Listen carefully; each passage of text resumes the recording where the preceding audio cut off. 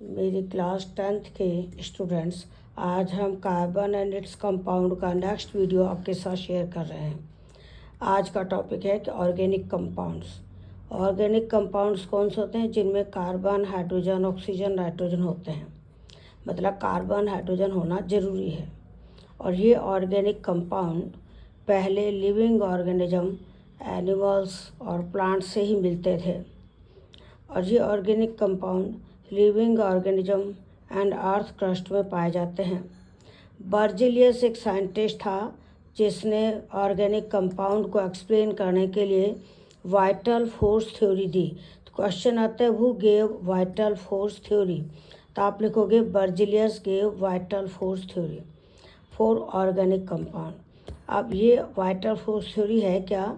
According to vital force theory, organic compounds are prepared or obtained from living organisms, for example plants and animal।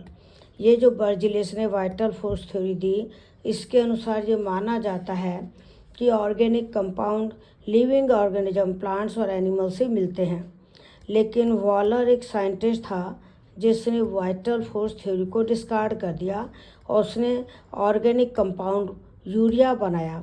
तो question आता है, first organic compound जो lab में बनाया गया, तो आप लिखोगे यूरिया। और ये किसने बनाया? वॉलर ने, जिसको हम कहते हैं वॉलर सिंथेसिस। तो first organic compound synthesised from inorganic compound was urea. और ये किसने बनाया था? वॉलर ने। तो इसको वॉलर सिंथेसिस कहते हैं।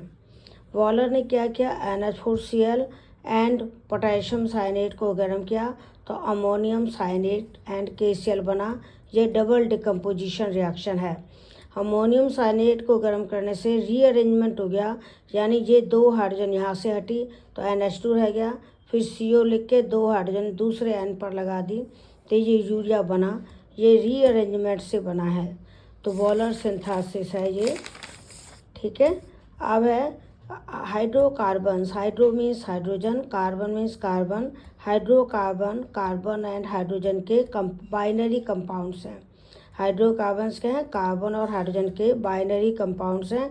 ये सैचुरेटेड भी हो सकते हैं और अनसैचुरेटेड भी। सैचुरेटेड में तो कार्बन कार्बन सिंगल बॉन्ड होता है, जिनको एल्केन्स कहते हैं, जिनका जनरल फार्मूला CnH2n+2, यानी जितने कार्बन है उसके डबल से दो ज़्यादा हाइड्रोजन हैं। जैसे N की वैल्यू 1 रखोगे तो CH4 मीथेन, C2H6 ईथेन, इसमें N की वैल्यू 2 है। N की वैल्यू 3 है तो C3H8 प्रोपेन। इनको स्ट्रक्चरल फार्मूला इनका ये है कि कार्बन पर 4 बॉन्ड बनेंगे, एक ऊपर 3 नीचे, इसको टेट्राहेड्रल अरेंजमेंट कहते हैं। ये मीथेन है। ईथेन में 2 कार्बन के बीच सिंगल बॉन्ड है और दोनों कार्बन पर 3 H लगे हुए हैं, क्योंकि हर कार्बन की मैक्सिमम कोवैलेंसी 4 होती है। और ये 4 कोवैलेंसी इस तरह अरेंज करते हैं कि एक साइड, 3 एक साइड। ये प्रोपेन है जिसमें 3 कार्बन चेन में है और हर कार्बन पर 4 डंडे लगेंगे, यानी 4 वैलेंसी होंगी। तो किनारे वाले कार्बन पे 3 H आएंगे और मिडिल कार्बन पर 2 H आएंगे। ये प्रोपेन है। इसको ऐसे भी लिखते हैं CH3 CH2 CH3।